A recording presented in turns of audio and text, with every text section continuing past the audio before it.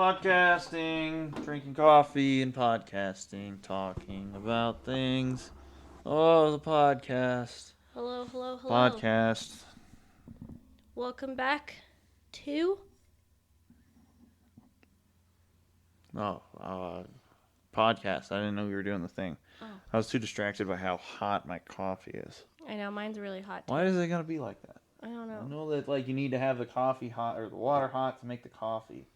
But people who drink hot coffee out of the magoo immediately, do they just never taste anything ever again in their life? I think it's good. It's good. It burns you. I don't think so. If I drank that, maybe your it tongue ruined is my just life for a week. Maybe your tongue is just more sensitive than mine. Maybe. I don't deal with hot things, temperature hot things, very well. I know, because I am very impatient and impulsive, I think because of my ADHD. And so I literally will just take a drink of it, deal with a burnt tongue, and maybe my tongue has more. Oh, you just burned your tongue so much? Yeah. I don't know. Yeah. I don't know. Maybe. I don't know. If you drink boiling hot coffee, I don't know. Sorry. Yeah, what happened to you? Who hurt you? Why do you drink it? Yeah, why don't you Tell just us. wait? Mm-hmm. I mean, you can't wait. But do you drink it when it's cold too? After it's been not iced coffee, but after it's been sitting for a while? Yeah. See, I don't like that. I can't do that. It has to be hot. Or warm, or else it tastes weird to me. Yeah, I mean, the taste doesn't really bother me. I'm not oh my god, I love it whenever it's lukewarm. I like it when it's warm, but not blisteringly hot. Right now, this thing, holding this, I'm I don't even know if I could hold on to this mug like this. This. Really? This is hot. I mean, I'm holding on with the handle. I'm not grabbing it like that, but it still tastes good. We're gonna give it a shot.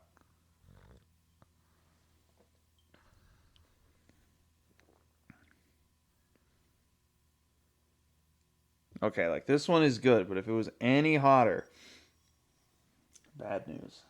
Well, it's really funny. Where were we recently? And you were eating something, and I was like, "Hey, babe, just so you know, it's really hot. Don't put it in your mouth yet." And he immediately does it, and then he's like, "I just burnt my tongue," and I'm like, "I literally just told you don't drink it or don't eat it." Because I know how we were at sensitive the you are. Rocky Bowl place. Oh yeah. But yeah. Dang. Well, that was because you told me, "Hey, don't do this." Don't do it. Yeah. Then he was like, "I'm gonna do it." Yeah. You can't tell me not to do something. Yeah. You may be slightly ADHD too. No, I'm just extreme. Yeah, okay. Anyway, I have a question for you. So, if the house was burning down, and you could only save either me or the dogs, who would you save?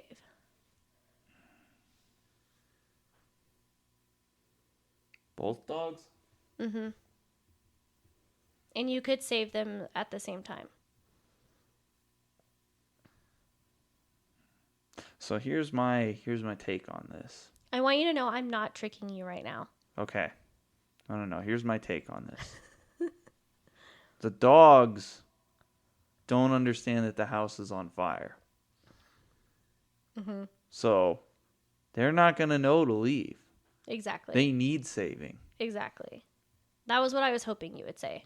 Okay. I also feel they're pretty helpless in that situation. What are they going to do? Jump out a window? Yeah, exactly. Yeah. They can't escape by themselves.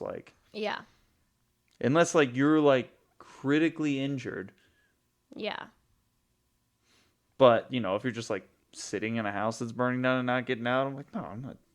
Yeah. You're on your own on this one. I got to save my boy. Yeah. And Hermes. That's the correct answer. Because I was yeah, they're helpless. They can't save themselves. Yeah. So, yeah. Anyways, we can get married now. Okay. You chose wisely. Okay. I'll let you burn down in a house. Well, I think that unless both my legs were broken, Yeah, exactly. I'd Like be you okay. just sitting there hanging out. Yeah.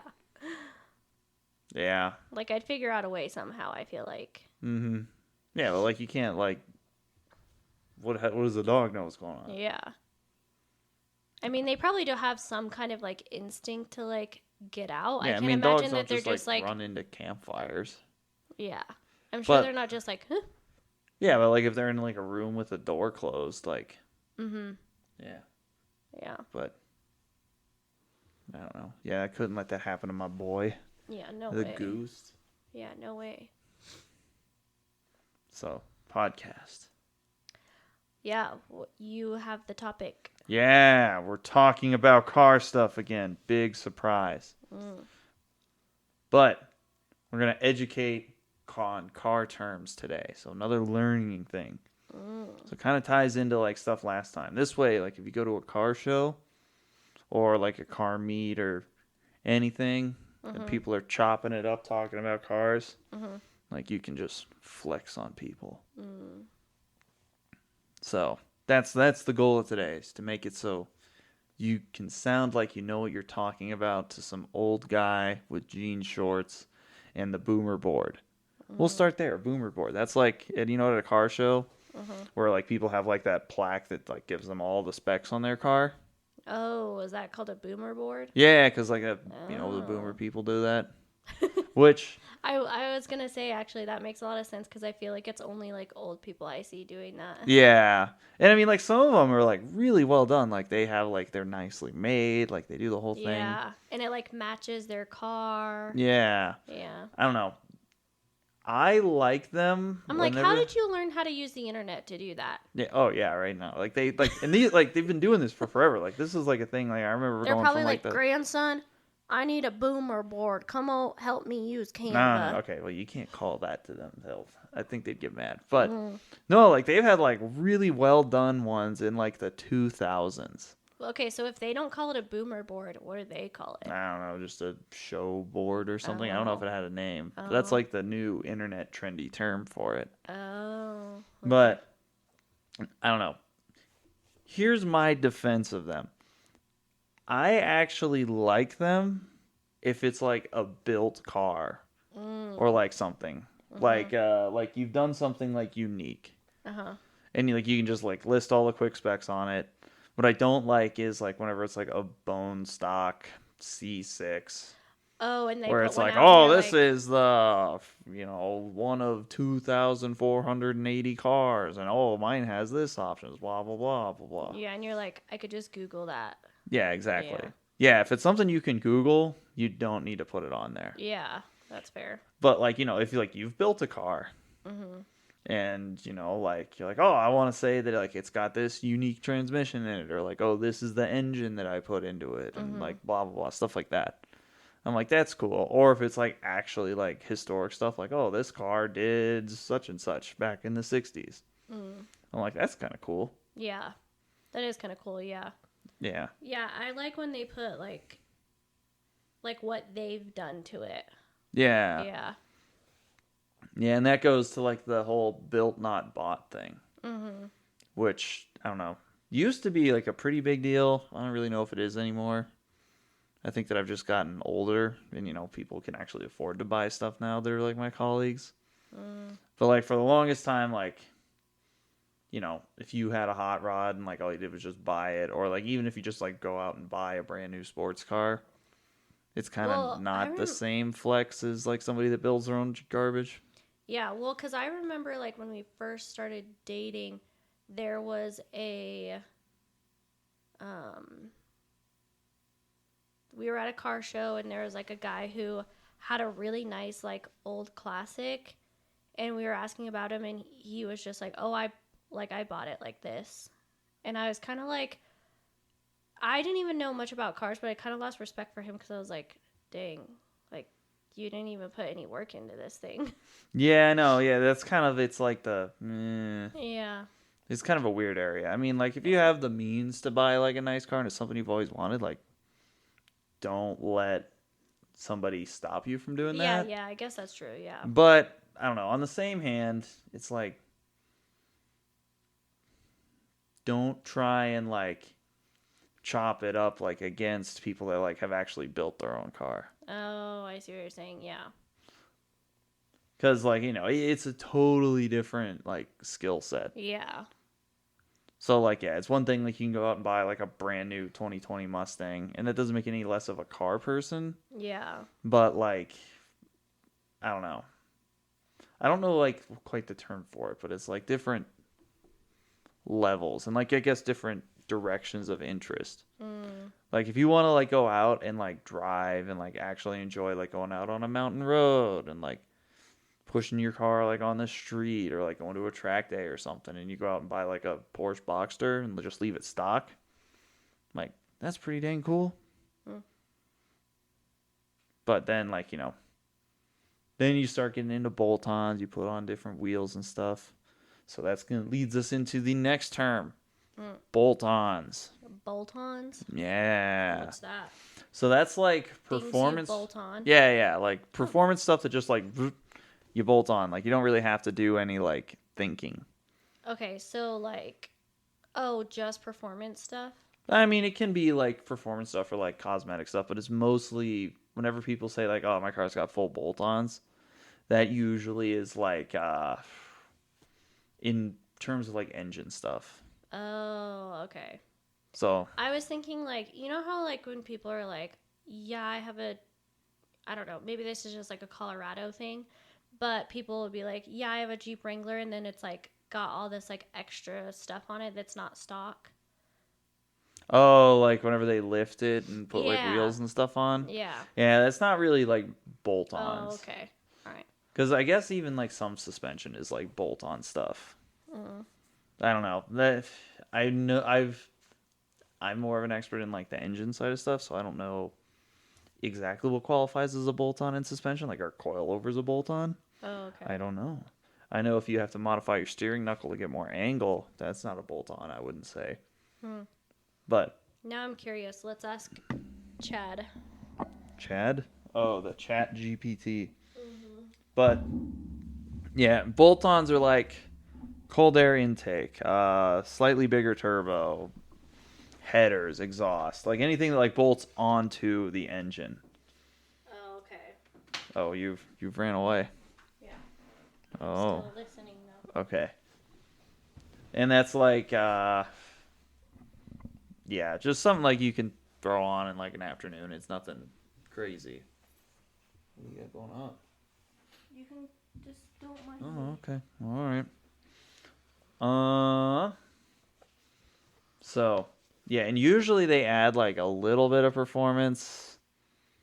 Sometimes, depending on what the bolt-on is, it adds more. Like a cold air intake makes your car sound cool. A lot of like the modern cars that you put cold air intakes on, they don't really do much, but they do make it sound cool. So, like Justin's car, because he has what, a 2024 GR Corolla.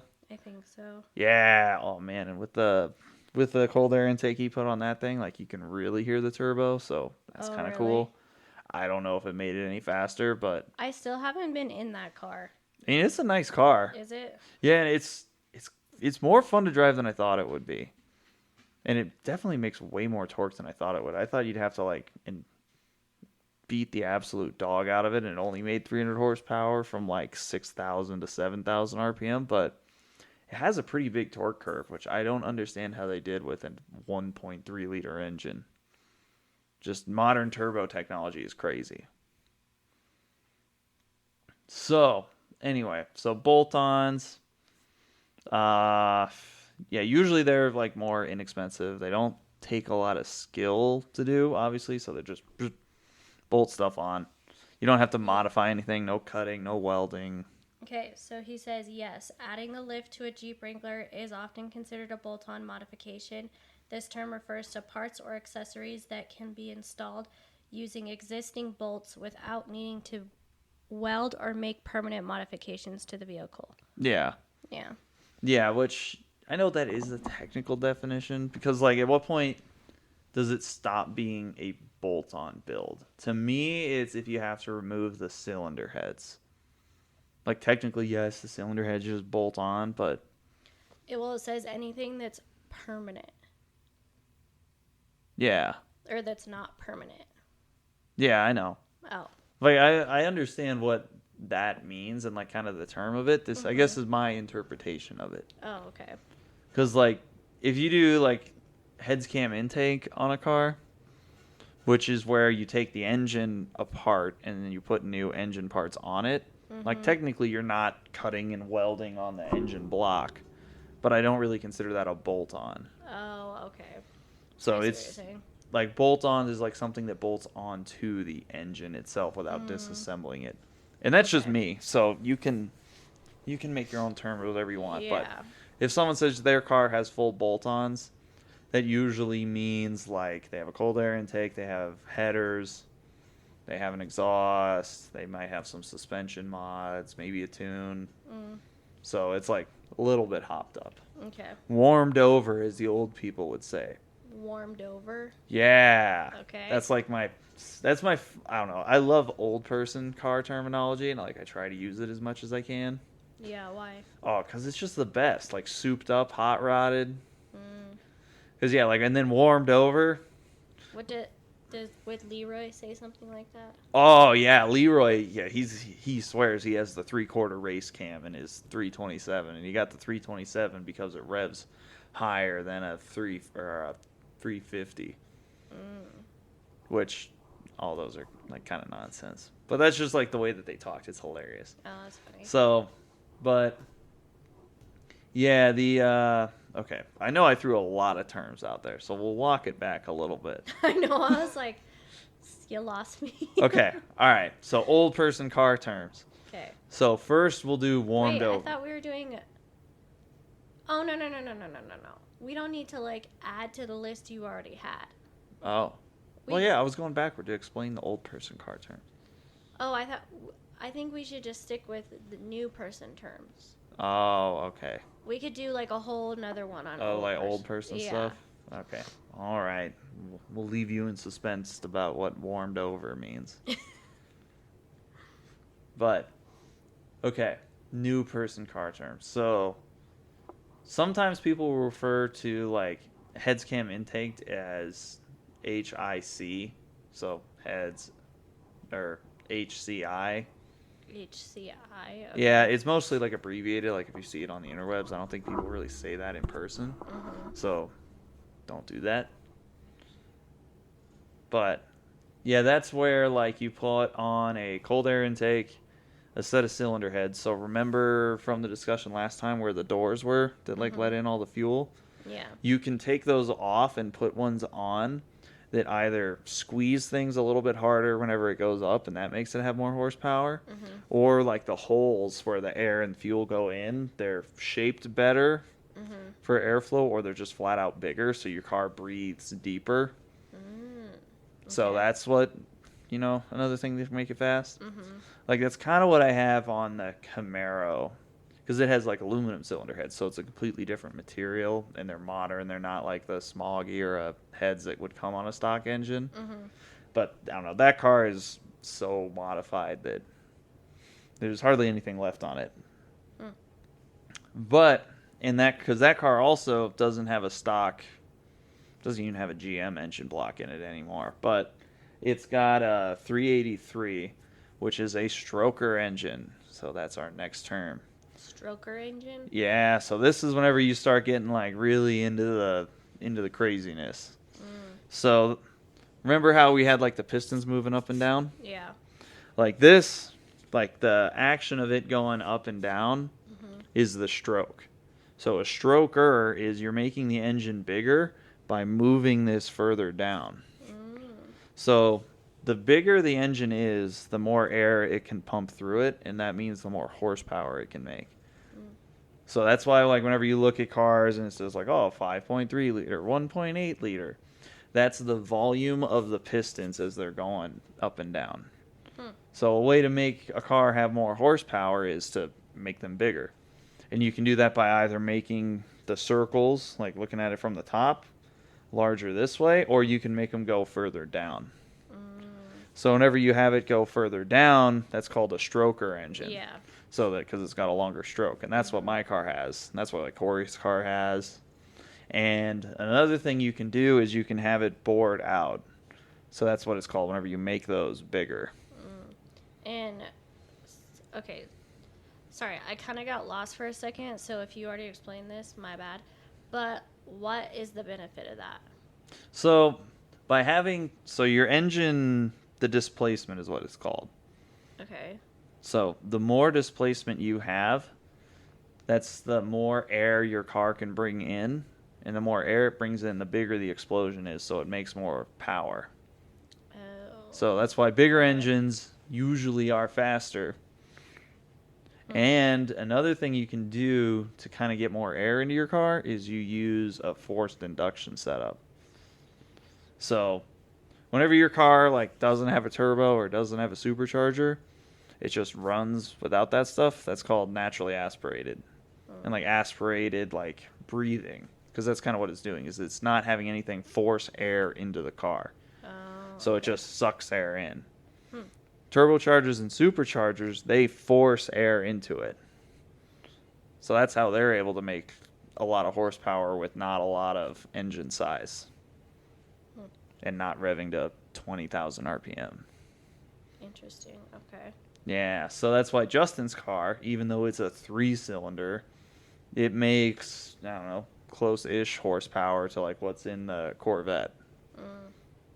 Even though the engine is like a quarter the size, maybe. Probably, actually, it's less. Whatever 5.7 divided by 1.3 is. That's a number.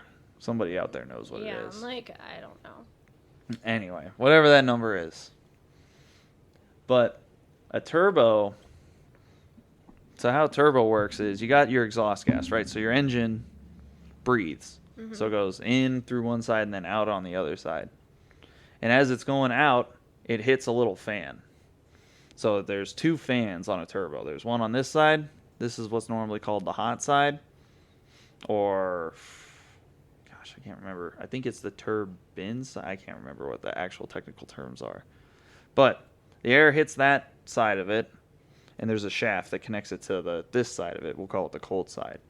So this is the exhaust side. This is the intake side of the turbo. So as this spins, just by the car blowing out over it, so same as like a pinwheel where you're going and start spinning, it uses that and then spins another side, which is basically a fan that then shoves more air into the engine. And then as it's doing that, it shoves more engine into it. It goes and then breathes out. It still breathes out that same air that it's shoving into it. So it just keeps spinning and just rams a whole bunch of air into the engine.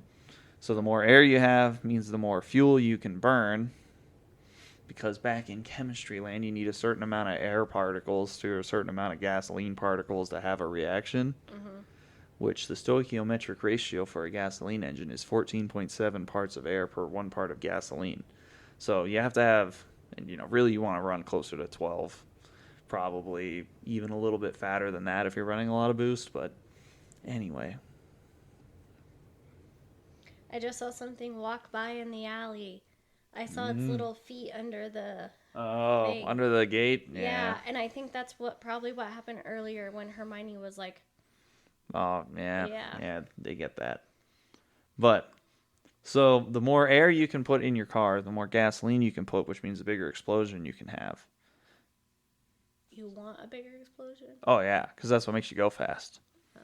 Because remember the suck, squeeze, bang, blow? Yeah. The bigger bang, the bigger faster the bang. piston goes down, Okay. the more races you win. Nice. Okay. Yeah, so that's how a turbocharger works. Is it blows on one side and then sucks on the other side. And they're actually really, really ingenious systems, because as it sucks in, the more that it sucks in, the more it blows out, so then it can suck in even more. So it kind of feeds on itself. And it really doesn't take that much horsepower to run a turbocharger. Unlike a supercharger. So it kind of works the same way, like where there's a fan that spins. But instead of it getting blown on by the exhaust, there's like a pulley. So as the engine spins around, right, there's a belt that goes up to the supercharger that wraps around, that spins the supercharger as the engine spins. and then that blows air into the engine.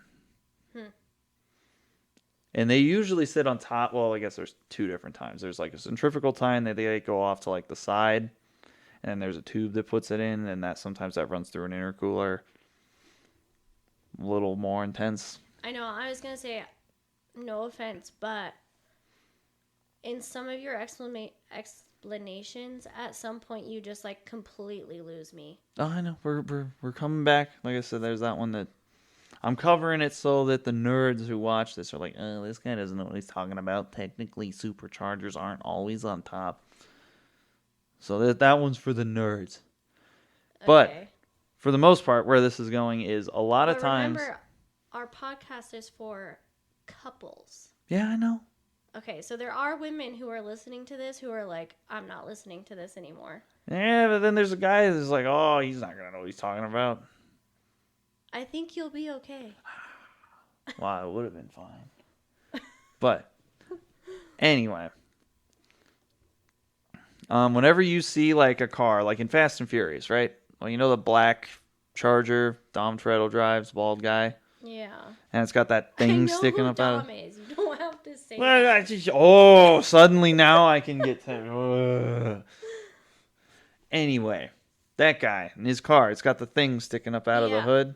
Yeah. That's a supercharger. I know what that is. Then why do you think the people know by your own term? Maybe, I don't know. Well, then what do we do? Jeez. Anyway, if there's a car that has a giant thing sticking up out of the hood that's like on top of the engine that makes it look super tall, that's a supercharger. I want to know when people are driving, because I also feel like in the movie Dom drives like this. You know? Can he see past that?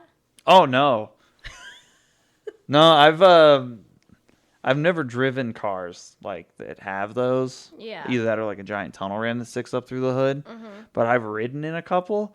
And yeah, you kind of need a passenger if you're going to make like a right-handed turn. Really? Well, you can't see around it. That's crazy to me. Yeah, That's but it looks wild. cool, so it's definitely worth it. I guess that's true. I know. Yeah. I was trying to convince Corey to do that on the Corvette for a while. Yeah, right. Yeah. I mean, we were thinking about it. We were going to put a giant supercharger that stuck up out of the hood on that thing. But now he wants the car to be more like a pro touring one. So instead of it just being like drag race only, it goes around corners.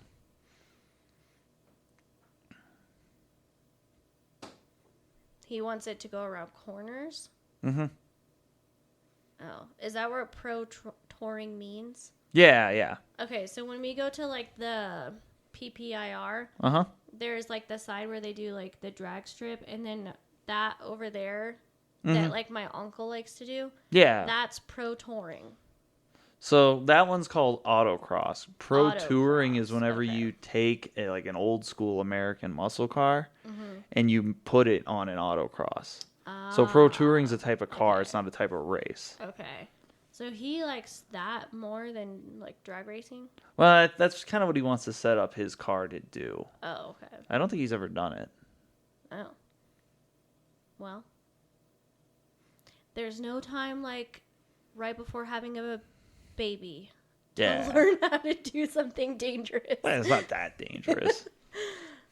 Like, especially like, well, autocross stuff. Like, road course stuff is where you're like actually going fast. Like, autocross stuff is like I don't know if you've ever seen this, but like they're in basically a parking lot and there's like a whole bunch of cones and like a course. So it's a lot of like slow, tight corners. And like if you spin out, all you're going to do is hit a bunch of cones. So I wouldn't really call it dangerous. I know, I was just Oh, yeah. being funny. But yeah, I think that we're gonna try and do a couple of those. If I go, I'll just take my Corvette rather than the Camaro. I was gonna say, I feel like the Camaro is not good for that. No, it's more set up for straight line stuff. Yeah. Although, with the new wheels and tires on it, it handles way better than it used to on those balloony 15-inch tires with 60 profile. But yeah. Well, okay, what's the next term? Okay, next term. Let's see. So we did autocross. We kind of did pro touring. Amanda's walking away. So that means I can talk about whatever I want. Nitrous. We can talk about nitrous. Baby bottles. Yeah. Amanda's the only person that calls them that. Only from that show that we used to watch with your brother. Oh, yeah. That one that was on Netflix. Yeah. I can't even remember what that one was. Called? I don't know. It was like 3 people build hot rods to race someone with a super car thing. Right? Wasn't that it? I think so. And they but they kind of did like a mix of like racing autocross kind of. I thought they just did drag racing. No. I don't know. Maybe we're thinking of a different show. Oh my god. Yeah, because we used to watch 2 different shows. Oh, yeah, because With you were him. thinking of the... Oh, gosh. What was that one called? Where they had, like, all the crazy obstacle courses? Yeah, and like... It was, like, Rutledge Wood was a host on it. I still follow, like, Diego, whatever. Yeah. On Instagram, yeah. Yeah, the one where, they had, like, all, like, the leveler thing, like the teeter-totter. Mm-hmm. Yeah, that was kind of a fun show. Yeah. But, anyway, nitrous. Mm-hmm. It's not called NOS. Like what they say in Fast and Furious? No. If you actually use nitrous, you either call it nitrous, NOS. Some people call it the sauce, the squeeze. Most people just say, it's on spray, or like I spray it. It's on spray. Well, yeah, because that's what it's. So stupid. Well, it sprays into there. I know, but that just sounds dumb. Well, okay. Well, I guess it's more like used it in context is like, so you go to the drag strip, right? Mm-hmm. You make your first pass on motor. So that's just going down naturally aspirated. Mm-hmm. Then, you're talking to your friends like, I think I'm going to spray it the next pass. Mm-hmm. Which just means use the nitrous. Yeah. So. Interesting. Okay. Yeah. I wonder if for the movie they couldn't say nitrous. Well, I mean, nitrous is just a chemical. Well, no one has like a copyright or a patent for that? No. Oh. Like, there's a bunch of different brands that make nitrous companies. There's like NOS, which is I think why they say NOS. Mm-hmm. Is because on the bottle, they're like the blue one that everybody looks like. They're the blue one with like the orange top. Mm-hmm. And it says NOS, and it's got like the arrow. Doesn't someone like make like a energy drink? Exactly, yeah. Too? It's exactly like that same font. So I'm pretty sure that the nitrous company came before the energy drink company, and then they styled the bottle after so, yeah. Yeah. Anyway, but I think somebody on the Fast and Furious set looked at that and said, NOS. Like, I gotta get a couple bottles of NOS. It's like, nah. So, yeah, if you ever, like, I think at car shows, like, if people see, like, nitrous bottles in the back of a car, they'll be like, oh, the car's on NOS. But, like, if you actually go to, like, a racetrack, nobody says that. How often do you actually see a car that has nitrous on it? It used to be a lot more common before turbochargers like really took off in like engine computers and everything. So it's kind of outdated, and it's really only useful for like drag racing. That's where it's most common. Because basically nitrous, so like the chemical itself is nitrogen with 3 molecules of oxygen onto it. So remember what we were saying about turbos and superchargers. The more air, i.e. oxygen, you can put into the system, right, the more gasoline you can put in there, so you get a bigger explosion. So sometimes nitrous is actually called chemical supercharging because you're throwing more air into it, as in the nitrous, that has more oxygen, so you can put more fuel in. Okay. So that's how it works. The nitrous doesn't actually explode. It just gives you more oxygen so you can put more gas in it. So like in Fast and Furious, they're like, oh, the NOS bottles are going to blow up. It's like, no. It doesn't blow up like that. That's funny. I mean, I guess it does because it has like oxygen in it. Yeah. But yeah, the nitrous, whenever you're, making a pass on nitrous, you're just allowing more gasoline to burn and it burns faster. Oh. So you also have to retard your timing whenever you spray it, but oh gosh, let's see. I totally lost my train of thought. But yeah, NOS is like one brand whose name is NOS. Yeah. They just say NOS because there's like Nitrous Express, there's NX, a purple one. The bottle's purple. I can't remember what it's called. Oh. I've only ever seen the blue one. Yeah. No, I mean there's like a whole bunch. There's black ones. But yeah, eventually that's probably what I'm going to put on my car if I don't get it to go fast enough on motor. Probably put some nitrous on it so I can get it to go. I'm not going to spray it a lot. It's only going to be like 150 shot, which is another car term. So whenever you use nitrous, like 150 shot, that means you're adding enough nitrous to make an additional 150 horsepower. So the car right now makes, I don't know, close enough to 500 horsepower. So then if I push the button and spray in enough nitrous to make it burn an extra 150. Right. So then it makes 650 horsepower while I'm pushing the button. Well, yeah. I got that which one. is what you need. Okay. Yeah. And then, yeah, I don't know. It's kind of weird that, well, I guess nitrous is kind of finicky because you have to have that bottle. You need to keep it at like a very precise temperature because as the temperature either heats up or cools down, the pressure inside of it, because of like thermodynamics and like the ideal gas law and everything, like the hotter or colder it is, it won't have as much pressure, so you won't be able to control how much comes out of like in your engine if that bottle's on a different one. So like you got to have like bottle warmers and everything. They're kind of a headache to deal with. So that's why a lot of people just use turbos because you can control it with a wastegate a lot easier. And a wastegate is just what lets you control the pressure that the turbo produces out of one side that goes into your engine. So the more pressure it makes, the more horsepower your car makes. Interesting. Okay. All right. Do you have any car terms that you would like explained? I don't know that I know any car terms. I am curious to know, why is it called a continental package? Oh, okay. This is like a classic car thing. Well, So- I just have like, I have a different interest in cars, and that's basically just like what they look like. Yeah. yeah. But, okay. So what a continental package is, or a continental kit, that's on like classic cars. I think it went all the way up into like this. I know they had like fake ones in the 70s. I don't know what the last car to have a continental package was. Is it technically a continental package if it's like on a Jeep?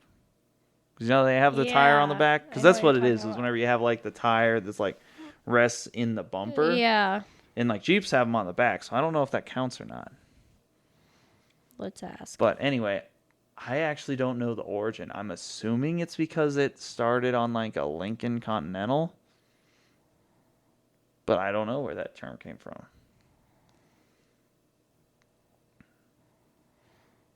But yeah, I don't know. They look cool.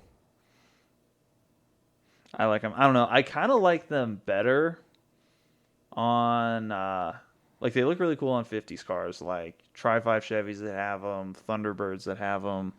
Thunderbirds probably are my favorite ones with the Continental kit. I like them on like cute little cars. Oh. Yeah. I see. I always imagine them on like big boat cars, like Cadillacs and stuff like that. Okay, so it's saying that in the context of a Jeep Wrangler, the term continental package doesn't refer to an official specific trim or package. However, it might be a reference to certain optional packages or features associated with a Wrangler that might be available in various markets.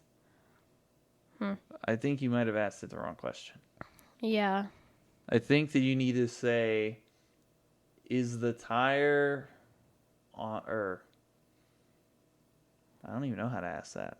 Like, is the tire mounted to the back of a Jeep considered a Continental package or a Continental kit? Because if it is, because I don't know. I don't know if it needs to be like resting on the bumper versus bolted to the back of the car. I think that's the distinction. When you're referring to a Jeep Wrangler having a tire mounted on the back, that typically isn't officially called a Continental package, but it is definitely a common feature. Many Jeep Wranglers come with a full-size spare the tire mounted on the rear tailgate. This is especially common in certain trims and configurations, but not specifically tied to a Continental package. Yeah, so I don't think it's called that. I think Yeah. it needs to be like in the bumper where the bumper is extended. I think that's part of it. But I don't know. Personally, I like on like cars that don't have internal headlights. So we're going like way back to like early 30s, like the Model A, how the spare tire's like on the running board. I think those look the coolest. Okay, so yep, you were right. Historically, it was popularized by the what? Lincoln Continental, a luxury car first introduced in 1939 by the Lincoln division of the Ford Motor Company. This car was designed as a high-end vehicle aimed at providing exceptional comfort and style for long-distance travel, often with features like plush seating, advanced safety options, and more. In general, the Continental package could also refer to a set of luxury features in other brands and models, often incorporating high-end materials, unique trim, or premium technology options. Yeah. So, all right, there you go. I was right. There you go. Wow. You're so smart. I know. Okay. You have 5 minutes. 5 minutes. What sort of nonsense can I talk about for 5 minutes? Ooh, okay. Whoa. My phone got very aggressive with the vibrating. But, okay. I want to talk about how everybody calls drag racing tires slicks. Slicks? Yeah, when there are two different types of drag racing tires. Okay. Okay, this one is going to be a little bit more technical. When you started... Okay, then I don't want to talk about it. What? It's not like technical. Okay, but when you started saying, I want to talk about how everyone calls... I thought you were going to talk about how everyone calls tires rims. Oh, yeah, you know what? Oh, that's even better. All right, so I just put new wheels Oh, wheels. Sorry, not on tires. my car. I even got it wrong. No, you were kind of right. Yeah. So I put new wheels on the car, which means the metal part that the tire goes around, I got new ones of those. Mm-hmm. People call those, and I've been getting this from like, everybody's like, man, I love the rims you put on that thing. No, they're not rims. Yeah, what? Like, where did that even come from? What are rims? I don't know.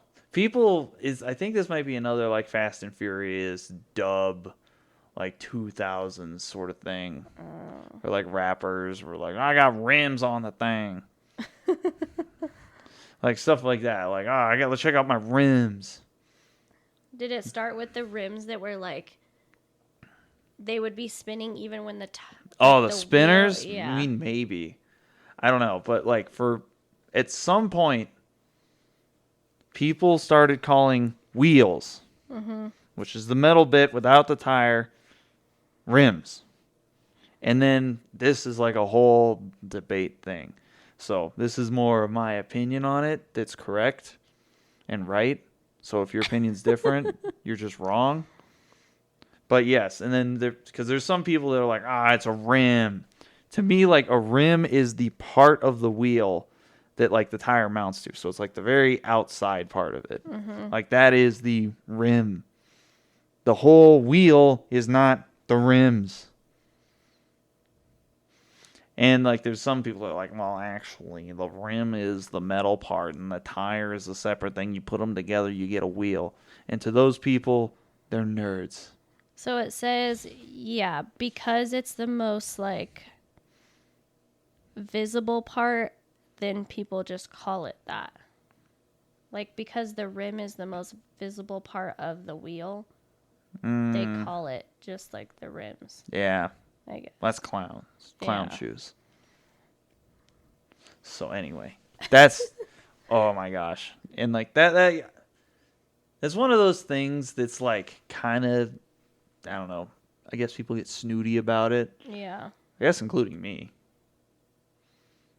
But I don't know. That's like whenever people like actually care about like wheels, because oh boy, and like so people like there's certain people that are like, you can't have knockoff wheels, as in like off-brand wheels, or like reps. You can't have reps, or oh, you got to do that. You got to always have name brand stuff. Like like your wheels need to cost $5,000 each. That's crazy. Yeah, and then they put them on like a $500 car. I'm like, what are you doing? Yeah. Like, I don't know. That's crazy. To me, I'm like, you know what? Buy the wheels you like. Just make sure they're not terrible quality, like Chinesium that falls apart. But yeah, people like, especially in like the modern show car thing, they like obsess over wheels. Really? Like if we go to like a lot of the car shows you've been to that are like more classic oriented, like it's basically you're on either American Racing Torque Thrust or Krager SS's, because those are like the only like aftermarket wheels that were widely available at the time. Okay. But now there's so many options, and there's so many like knockoff options. Like people geek out about the wheels, and I mean it's kind of like analogous to like jewelry and stuff. So where people are like, "Oh, I don't know enough jewelry brands to make this analogy." Maybe more like purses. Like, Okay, yeah, like purses, like you have a Coach bag. yeah. Okay. Is Coach good or bad? Coach is good. Okay, so Coach bags. Give me what's like a knockoff Coach one. A knockoff Coach one? Yeah. I don't know, like an Amazon bag. Okay, all right. So Coach band, that's here. That's like your Enkis, your Works, your oh gosh, let's see, Enkis, Works, BBSs. We can throw American brands into there. That's like your Krager, your Weld Racing. So that's all like the name brand stuff. And then there's a whole bunch of different like off-brand stuff like Koenig, and I guess Kansai is kind of in the middle. But Okay, so in terms of like bags, I think more you're talking like name brand would be like Hermes, Birkin. yeah. And then like cheaper stuff would be like Coach. Oh, okay. So Yeah. Coach is like there, and then there's like just the blatant Chinese knockoffs. Yeah. Yeah, I yeah. guess. Okay. I'm not like a huge bag person, so I don't really know, Okay. but Anyway, yeah. but people that aren't me, because I don't really care. I'm like, look, if your wheels look cool and they don't fall apart, if they're not like made of Chinesium where they hit a bump and they explode, Yeah. I don't really care. Yeah. I mean, like the name brand stuff, I'm like, it's kind of cool, but Yeah. I'm not gonna get all bent out of shape if you have a knockoff one, or like one that looks like a BBS. Yeah. If it's not, I'm like, okay. Some people get real Angus about it,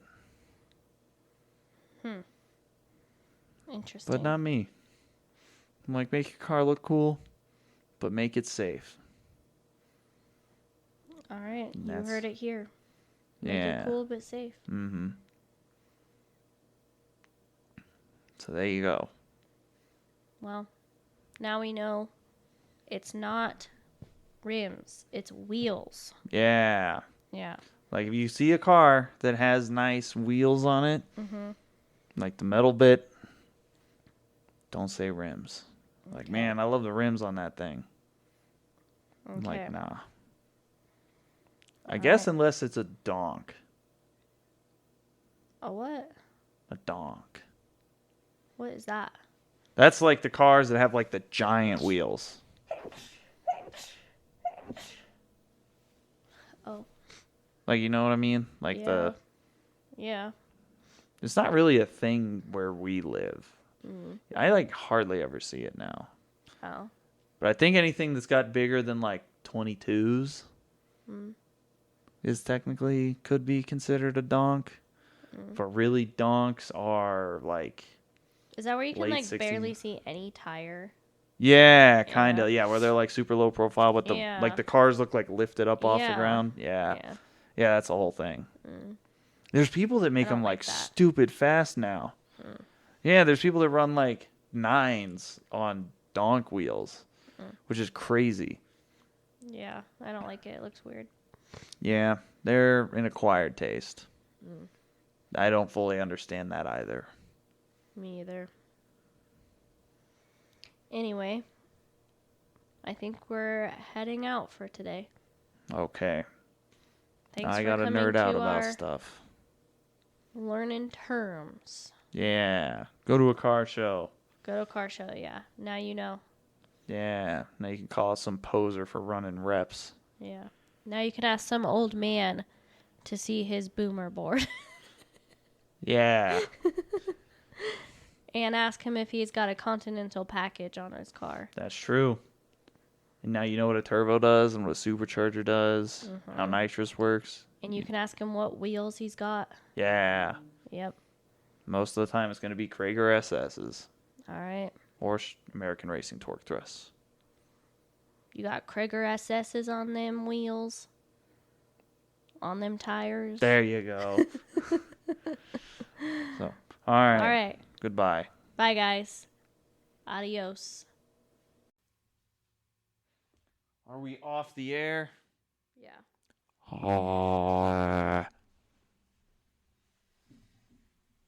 I don't know what to make for dinner.